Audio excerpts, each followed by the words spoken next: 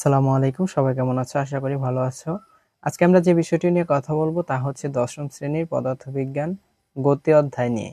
এই অধ্যায়ে যত ধরনের সূত্র আছে আজকে সকল সূত্র নিয়ে কথা বলবো এবং কোন ক্ষেত্রে কোন সূত্র প্রয়োগ করতে হবে সেই বিষয়টি নিয়েও কথা বলবো এবং এমসিকিউ এর জন্য শর্টকাট সূত্রগুলো নিয়ে কথা বলবো।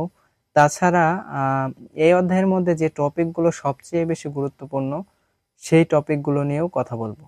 চলো আমরা কথা না বাড়িয়ে আমাদের ক্লাস শুরু করি।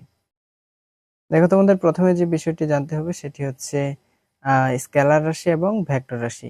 স্কেলার রাশি শুধু মান দেওয়া থাকে, ভেক্টর রাশির মান এবং দিক দুটোই লাগে।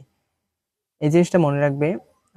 দেখো, আমরা দেখি ব্যাগকে ভি দ্বারা প্রকাশ করা হয়। ব্যাগের একক এমএস ইনভার্স 1 এবং ব্যাগ একটি কি রাশি? ভেক্টর রাশি। ব্যাগ একটি ভেক্টর রাশি। পরে আসে দ্রুতি। দ্রুতিকেও বি দ্বারা প্রকাশ করা হয়। দ্রুতির এককও এমএস ইনভার্স 1 এবং দ্রুতি একটি স্কেলার রাশি, অর্থাৎ দ্রুতির শুধু মান আছে, দিক নেই।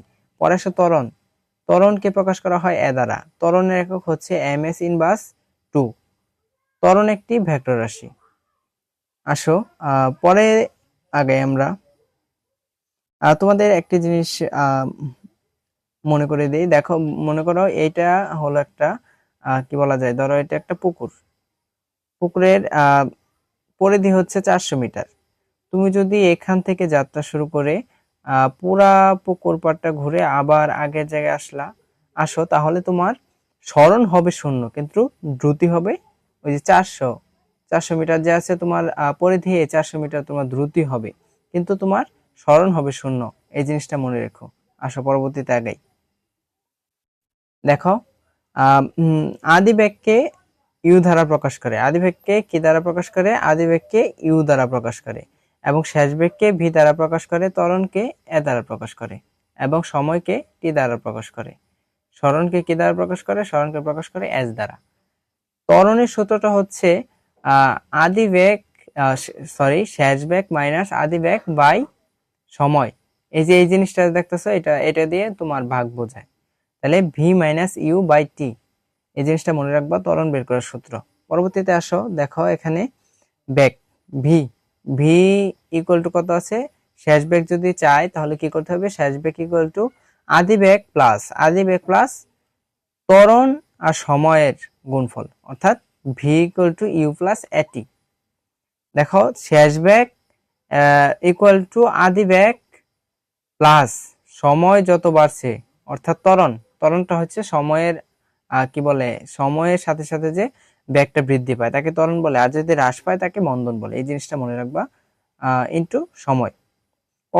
এটা কখন লাগে? সময় দেয়া থাকলে শেষ বেগ বের করতে বলে। ধরো তোমাকে সময় দিয়ে দিয়েছে, ত্বরণ দিয়ে দিয়েছে, আদি বেগ দিয়ে দিয়েছে এবং শেষ বেগ বের করতে বলেছে। এই ক্ষেত্রে তোমার এই সূত্রটা প্রযোজ্য হবে। বুঝতে পারছো? পরবর্তীতে আসো 2 নাম্বার। দেখো, সরণ s equal to you plus u t plus half a t square. এখানে এস হলো সরণ, ইউ হলো আদি বেগ, টি হলো সময়, প্লাস 1/2। এটা দিয়ে ভাগ বোঝাচ্ছে 1/2। এ হলো ত্বরণ, টি হলো সময়ের স্কোয়ার। দেখো ব্যাখ্যা আসি। সরণ ইকুয়াল টু কত আছে? আদি বেগ যতটুকু যেত আর কি, প্লাস ত্বরণের কারণে এক্সট্রা যতটুকু যায়। কখন এটা ব্যবহার করবে? যখন সময় দিয়ে সরণ বের করতে বলবে। আচ্ছা, পরবর্তীতে আসো, আমরা আগাই। দেখো, 3 নাম্বার যে সূত্রটা আছে এটা হচ্ছে ভি স্কোয়ার অর্থাৎ আদি বেগ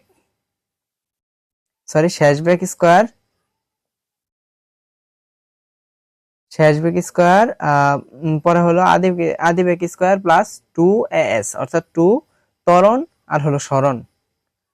দেখো ব্যাখ্যায় আসি আমরা। যদি কখন এটা ব্যবহার করবে? এটা হলো সময় দেওয়া না থাকলে, অর্থাৎ দেখো এখানে সময়ের কোনো কথা নাই। দেখো v square equal to u square plus 2as, অর্থাৎ সময় দেওয়া যদি না থাকে, সময় ছাড়া অঙ্ক করতে বলে, অর্থাৎ শেষ বেগ বের করতে বলুক বা ত্বরণ বের করতে বলুক বা এস বের করতে বলুক, তুমি এই ফর্মুলাটা ফেলে অঙ্কটা সমাধান করতে পারবে।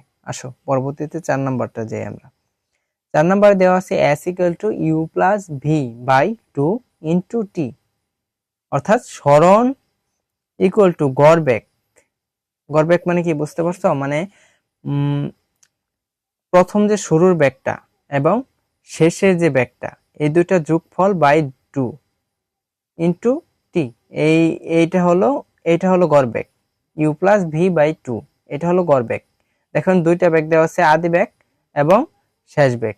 এই দুইটা যোগফল কে 2 দ্বারা ভাগ করছে, তাদের গড় বেগ পাওয়া গেছে এবং গুণ আছে টি। আসো পরবর্তীতে আসো, এটা কখন ব্যবহার করবে? দেখো এটা যদি আদি বেগ, শেষ বেগ, সময় তিনটাই দেওয়া থাকে, সরণ বের করতে বলে, এই ক্ষেত্রে ব্যবহার করতে পারবে। পরবর্তীতে আসো, দেখো পরন্ত বস্তুর ক্ষেত্রে আদি বেগ কি? আদি বেগ হলো 0। আদি বেগ 0, অর্থাৎ পরন্ত বস্তু মানে কি উপর থেকে যেটা পড়ে আর কি, বা উপরে নিক্ষেপ করা হয়, সেটা হচ্ছে পরন্ত বস্তু। দেখো এই ক্ষেত্রে ত্বরণ যে আমরা ধরতাম, পরন্ত বস্তুর ক্ষেত্রে ত্বরণ হবে অভিকর্ষ ত্বরণ অর্থাৎ জি, এবং জি এর মান হচ্ছে 9.8 মিটার পার সেকেন্ড স্কয়ার। এই জিনিসটা মনে রাখবা, এটা মুখস্থ রাখবা। এটা বেশিরভাগ অঙ্কেই জি এর মানটা দেয়া থাকে না, জি এর মানটা নিজে মুখস্থ থাকা লাগে, ওই জায়গা থেকে অঙ্ক করা লাগে। দেখো পরবর্তীতে, যদি এটা উপরের দিকে ছুড়ে, অর্থাৎ ত্বরণ কোনো বস্তুকে উপরের দিকে ছুড়ে, তাহলে এই ক্ষেত্রে জি এর মান হবে minus 9.8 metre per second square. কেন মাইনাস হলো?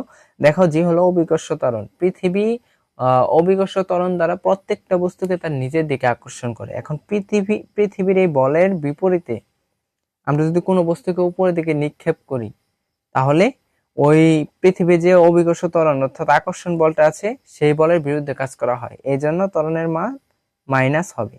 এই জিনিসটা মনে রাখবে। পরবর্তীতে আসো, এই অধ্যায়ে যতগুলো প্রশ্ন করে প্রায় সবগুলোই গ্রাফ থেকে প্রশ্ন করে। এই গ্রাফগুলো তোমার ভালো করে দেখতে হবে, গ্রাফের যে সিকিউ গুলো আছে সেগুলো অনেক ভালো করে দেখতে হবে। দেখো সময় বনাম সরণ বনাম সময়ের লেখচিত্র বা গ্রাফ। সরলরেখা হলে সমবেগ, বক্ররেখা হলে সমত্বরণ। দেখো সরল রেখা হলে সমবেগ এবং বক্ররেখা হলে সমত্বরণ। মানে ধরো এটা একটা গ্রাফ, এখন যদি এইরকম সরল রেখা হয় সেটা হলো সমত্বরণ, আর যদি বক্ররেখা হয় এরকম এরকম সেটা হলো সমত্বরণ, আর এটা সমবেগ। মনে রাখবা। ঢাল ইকুয়াল টু কি হবে? বেগ। আসো পরবর্তীতে 2 নম্বরে, বেগ বাই সময়ের লেখচিত্র বা গ্রাফে কি হবে? দেখো সরল রেখা হলে সমত্বরণ, এটা কি? বেগ বাই সময়ের গ্রাফে, বুঝতে পারছো? সরল রেখা হলে সমত্বরণ। ঢাল তখন কি হবে? ঢাল মানে ত্বরণ হবে, ত্বরণকেই ঢাল বলা যাবে। ক্ষেত্রফল হবে সরণ, অর্থাৎ এই জায়গায় যে ক্ষেত্রফলটা উৎপন্ন করবে এই ইয়ার সময়, এটাই হবে তার সরণ। সিকিউ মাস্টে যে জিনিসটা তোমার জানা লাগবে, যে ভি বনাম যে সময়ের গ্রাফটা আছে, সেখানে সরণ বের করতে বলবেই, এটা তুমি সরণের কিছু সিকিউ তোমার দেখতেই হবে। যদি এরকম দেয়া থাকে, ধরো ত্রিভুজ সিস্টেম, আবার আয়তক্ষেত্রের ক্ষেত্রফল, আয়তক্ষেত্র দেয়া থাকে, তাহলে ত্রিভুজ ক্ষেত্র বা আয়তক্ষেত্রের ক্ষেত্রফল বের করে যোগ করে দিলেও তুমি সরণ পাবে। তাছাড়া সূত্র প্রয়োগ করেও করতে পারবে, সূত্র প্রয়োগ করে ভালো। আসো পরবর্তীতে আগাই। দেখো পরন্ত বস্তুর ক্ষেত্রে জিরো, ইউকে কত ধরছে? ইউকে ধরছে কত? জিরো ধরবা, ইউকে জিরো ধরবা। তাহলে এ ইজ ইকুয়াল টু কি হবে? 1/2 GT square. A is equal to কি? 1/2 জিটি স্কয়ার, ইউ যদি জিরো হয়। দেখো এখানে কিন্তু সরণের যে সূত্রগুলো দেখে আসলাম আমরা, কোথায় দেখি? দেখো, আচ্ছা যাই হোক, সরণের যে সূত্রগুলো দেখে আসলাম, এই সূত্রগুলো এখানে প্রয়োগ হচ্ছে। শুধু ইউ এর মান জিরো, পরন্ত বস্তুর ক্ষেত্রে ইউ এর মান জিরো বলে ইউটা ভ্যানিশ হয়ে গেছে। এবং পরবর্তীতে ধরো আমরা যে শিখে আসলাম S equal to UT plus half A T square, অর্থাৎ দেখো আমরা এইদিকে শিখে আসছি S equal to UT plus half A T square. দেখো এখানে ইউ যদি জিরো হয়, এটা এইচ বোঝাচ্ছে, এস এর ক্ষেত্রে হলো তোমার সরণ, অর্থাৎ ধরো এই জায়গা থেকে তুমি এই জায়গায় আসছো, এটা হলো তার সরণ, এটা সরণ, এই জন্য এটাকে এস দ্বারা প্রকাশ করে। কিন্তু উপরের দিকে যদি এই করে সেটা হচ্ছে তার হাইট, অর্থাৎ তাকে এইচ দ্বারা প্রকাশ করে। কিন্তু সূত্র কিন্তু একই, সূত্র একই। দেখো এখানে এর জায়গায় বসছে জি, জি বসছে এখানে, এবং ইউ যেহেতু জিরো, জিরোর সাথে সময় গুণ করলে সেটাও জিরো হয়, তাই এটা তারা লেখা নেই। এবং দেখো তাহলে হাফ জি টি স্কোয়ার, তাহলে এস ইকুয়াল টু কি হচ্ছে হাফ জি টি স্কোয়ার, এবং ভি সমান কি, ভি সমান জিটি। দেখো ইউ প্লাস, আমাদের সূত্র দেখছিলাম s equal to you plus a t, এখানে আসছে দেখো ইউ যেহেতু জিরো তাহলে ইউ ভ্যানিশ, এবং জি এর জায়গায় কি বসছে, জি বসছে জিটি, এবং ভি স্কোয়ার সমান 2gh। দেখো ভি স্কোয়ার সমান কি শিখছিলাম আমরা, ভি স্কোয়ার সমান ইউ স্কোয়ার প্লাস 2as, এখানে এর জায়গায় জি বসছে আর এস এর জায়গায় এইচ বসছে। বুঝতে পারছো আশা করি। এই সূত্রগুলো তোমরা ভালোভাবে আয়ত্ত করবে, যে যেন পরীক্ষায় ভুলে না যাও। এবং সবচাইতে এমসিকিউ এই অধ্যায়ের জন্য গুরুত্বপূর্ণ যে বিষয়টা, যেটা তোমার হচ্ছে তম সেকেন্ডে, কততম সেকেন্ডে ব্যাক যাবে। ধরো পরন্ত বস্তুর ক্ষেত্রে যে একটা বস্তুকে নিক্ষেপ করলো উপরের দিকে, সেটা বলবো যে 5 সেকেন্ড পর বস্তুটির ব্যাক কত, বের করো। দেখো এই ক্ষেত্রে তোমাদের শর্টকাট সূত্র আছে, সেই শর্টকাট সূত্র মনে রাখবা।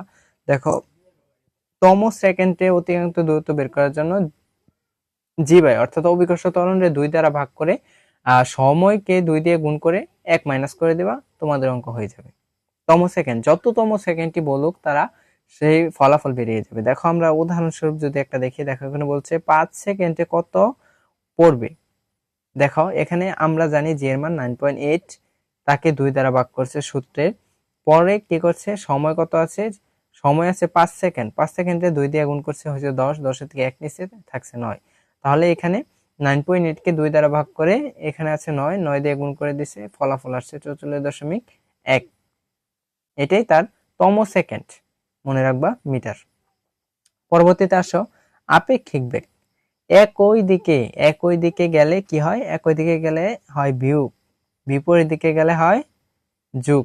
এই জিনিসটা মনে রাখবা। একই দিকে ধরো উদাহরণ দেখি, দেখো 20 মিটার পার সেকেন্ড ইনভার্স 1 আর হলো 15 মিটার পার সেকেন্ড ইনভার্স 1 ব্যাগে দুইটি ট্রেন গেলে আপেক্ষিক বেগ 5 মিটার। কেমনে, ধরো এদিকে দুইটা ট্রেন যাচ্ছে, একটা হলো কত 20 মিটার পার সেকেন্ড, ধরো এটা 20 মিটার পার সেকেন্ড আর এটা হচ্ছে 15 মিটার পার সেকেন্ড। দেখো দুইটা কিন্তু একই দিকে যাচ্ছে, একই দিকে, একটার বেগ 20 মিটার পার সেকেন্ড আর একটা হচ্ছে 15 মিটার পার সেকেন্ড। এই ক্ষেত্রে তোমাদের কি করতে হবে, বিয়োগ করতে হবে, অর্থাৎ যেটা বড়, বড়টা থেকে ছোটটা বিয়োগ করলে তুমি আপেক্ষিক বেগ পেয়ে যাবে। পরবর্তীতে দেখো ধরো দুইটা ট্রেন, একটা যাচ্ছে এইদিকে আরেকটা যাচ্ছে এইদিকে, এই ক্ষেত্রে কি হবে, ধরো এই ক্ষেত্রে ধরো এই ট্রেনটা ধরো 20 মিটার পার সেকেন্ড বেগে যাচ্ছে আর এটা ধরো 15 মিটার পার সেকেন্ড বেগে যাচ্ছে। এই ক্ষেত্রে বিয়োগ না হয়ে দুইটা যোগ হয়ে যাবে, যোগ করলে আপেক্ষিক বেগ তাদের বেরিয়ে যাবে। আসো পরবর্তীতে আমরা আগাই।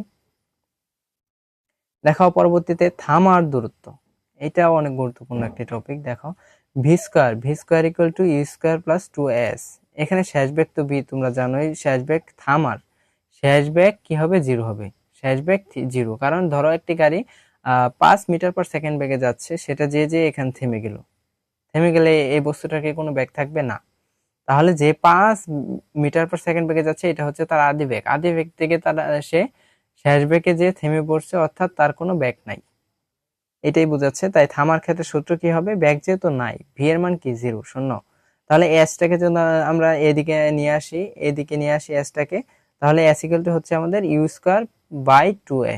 এই সূত্রটা মনে রাখবা, থামার ক্ষেত্রে তোমাদের কাজে লাগবে, ইউ স্কোয়ার বাই 2a। পরবর্তীতে আসো, এক্ষেত্রে দেখো ব্যাগ যদি কি হয়, দ্বিগুণ হয় তাহলে থামার দূরত্ব হবে 4 গুণ, এই জিনিসটা মনে রাখবা। পরবর্তীতে আমরা আগাই, দেখো কি নিয়েছে এখানে, গড় বেগের প্যাচ, এটা অতটাও গুরুত্বপূর্ণ না, আসো পরবর্তীতে আগাই, এই অঙ্কগুলো আসে না। পরবর্তীতে দেখো এমসিকিউ এর জন্য 3টা শর্টকাট, আসো দেখি। দেখো এখানে স্থির অবস্থা থেকে যাত্রা, স্থির অবস্থা থেকে যাত্রা হলে ইউ এর মান কি, জিরো। স্থির মানে কি, ধরো এখানে একটা বস্তু, গাড়ি দাঁড়িয়ে আছে, ধরো এখানে একটা গাড়ি দাঁড়িয়ে আছে, এখান থেকে সে যাত্রা শুরু করলো, তাহলে তার ব্যাক আদি ব্যাক তো জিরো, কারণ দাঁড়িয়ে ছিল সে। এখান থেকে যে যাত্রা শুরু করলো সেটা তার শেষ ব্যাক হবে, কিন্তু আদি ব্যাক তার জিরো। তাই বলছে স্থির অবস্থান থেকে যাত্রা শুরু করলে ইউ এর মান জিরো, অর্থাৎ ইউ তো হলো আদি ব্যাক কি হবে, জিরো হবে। তাই এস সমানুপাতিক কি হবে, টি স্কোয়ার। এস সমানুপাতিক টি স্কোয়ার, মানে 1 সেকেন্ডে 1x, 2 সেকেন্ডে 4x, অর্থাৎ ধরো এটার স্কোয়ার রূপে বাড়বে, ধরো 3 সেকেন্ডে হবে কত, 3 সেকেন্ডে হবে 9, আবার 4 দ্বারা 4 সেকেন্ডে কি হবে, 4 সেকেন্ডে হবে 16, 4 সেকেন্ডে কত, 16, এইভাবে বাড়বে। আচ্ছা আসো পরবর্তীতে দেখো সমবেগের ক্ষেত্রে ত্বরণ হয় শূন্য, অর্থাৎ সমবেগ যদি হয়, ওই যে যেটা আমরা গ্রাফে দেখলাম, ধরো এরকম যদি হয়, এই যে এরকম সরলরেখা সরণ বাই সময়ের গ্রাফে যদি এরকম সরলরেখা হয়, সেটা হয় সমত্বরণ, এই সমবেগ, অর্থাৎ এখানে কোনো ত্বরণ থাকে না, ওই বেগে গাড়িটি চলতে থাকে। এই ক্ষেত্রে সূত্র প্রয়োগ হবে s equal to v t. S equal to কি, ভিটি। এই সূত্রটা তোমাদের তরঙ্গ দৈর্ঘ্য অধ্যায়েরও অনেক কাজে দেয়, যে প্রতিধ্বনি শোনার ক্ষেত্রে তোমার s equal to v t by 2 হবে। কারণ প্রতিধ্বনি মানে কি, ধরো এদিক থেকে একটা বস্তু গেল, এই কথা বললা তুমি, এই জায়গা থেকে কথা বললা, সেটা এই দেওয়ালে গেল, এটা দেওয়াল, ধরো দেওয়ালে গিয়ে আবার ফিরে আসলো, এই জন্য এস এ একবার যায় আরেকবার আসে, এই এস, এই জন্য 2 আর কি হয়, 2s ইকুয়াল টু ভিটি, অর্থাৎ s equal to v t by 2। এই যে সূত্রটা মনে রেখো। পরবর্তীতে এটা দেখো ভি বাই, এই দেখো এই যে ব্যাক বাই সরণের সময়ের গ্রাফে সমান্তরাল সরলরেখা। পরে আসো একক, ত্বরণের একক মিটার পার সেকেন্ড স্কয়ার, কিন্তু মন্দনের একক ও সেম। দেখো ত্বরণ আর মন্দন একই, ত্বরণ হলো বেগ বৃদ্ধির হার, মন্দন হলো বেগ হ্রাসের হার, অর্থাৎ একটা বৃদ্ধি পাবে আর একটা হ্রাস পাবে, এটাই, শুধু মানটা নেগেটিভ হয়। এই জিনিসগুলো মনে রাখবা। পরবর্তীতে আসো আসো আমরা এবার একটি অঙ্ক সলভ করি। সলভের আগে দেখো কোন ক্ষেত্রে কোন সূত্রগুলা প্রয়োগ করবে, এই জিনিসটা আমরা একটু দেখে নিই, কোন ক্ষেত্রে কোন সূত্রগুলো প্রয়োগ করবা। দেখো দেখো সময় নাই, যেটা ধরো একটা অঙ্কে আগে তুমি দেখবা যে কি কি মান দেওয়া আছে, সেগুলো আগে ইন্ডিকেট করে ফেলবে, পরবর্তীতে তুমি ওই অঙ্কটা সলভ করবে, ওই সূত্রটা প্রয়োগের চেষ্টা করবে। দেখো যদি তোমাকে এমন একটি অঙ্ক দেয় যেখানে সময় নেই, সময় ছাড়া অঙ্ক দেয়, সেই ক্ষেত্রে তুমি কি করবে, সেই ক্ষেত্রে তুমি দেখো এই সূত্রটা প্রয়োগ করবে, v square equal to u square plus 2as। কি সূত্র, ভি স্কোয়ার, অর্থাৎ শেষ বেগ স্কোয়ার ইকুয়াল টু আদি বেগ স্কোয়ার প্লাস 2as, অর্থাৎ ত্বরণ এবং সরণের গুণফল। এই জিনিসগুলা মনে রাখবা, এই সূত্রগুলা। পরে আসো শেষ বেগ চাই নাই, এরকম ক্ষেত্রে ধরো ভি শেষ বেগ চাই নাই, এক্ষেত্রে সরণ যদি বের করতে বলে কোন সূত্র ফেলবা, দেখো S equal to UT plus half a t square, এই সূত্রটা তখন ফেলবে যদি শেষ বেগ দেওয়া না থাকে। শেষ বেগ দেওয়া না থাকলে এই সূত্রটা ফেলবে। পরবর্তীতে আসো ত্বরণ যদি না চায়, দেখো যদি ত্বরণ দেওয়া না থাকে, ত্বরণ যদি দেওয়া না থাকে, সেই ক্ষেত্রে দেখো কি করবা, এস ইকুয়াল টু ধরো শেষ বেগও আছে আদি বেগও আছে, সময়ও দেওয়া আছে, কিন্তু ত্বরণ নাই, তোমাকে সরণ বের করতে বললো, সেই ক্ষেত্রে এই সূত্রটা প্রয়োগ করবে। দেখো S equal to you plus v, অর্থাৎ আদি বেগ প্লাস শেষ বেগ বাই 2 ইন্টু টি, এই সূত্রটা তুমি প্রয়োগ করবা। পরবর্তীতে আসো সরণ চাই নাই, অর্থাৎ সরণ দেওয়া নাই, তোমাকে শেষ বেগ বা আদি বেগ বের করতে বললো, এই ক্ষেত্রে তুমি কি করবে, এই ক্ষেত্রে তুমি দেখো শেষ বেগ যদি বের করতে বলে তাহলে ইউ প্লাস এটি, অর্থাৎ আদি বেগ প্লাস ত্বরণ ইন্টু সময়। এই জিনিসগুলা মনে রাখবা, এই জিনিসগুলা তোমাদের অনেক কাজে দিবে আশা করি। পরবর্তীতে আসো একটি অঙ্ক সলভ করি আমরা।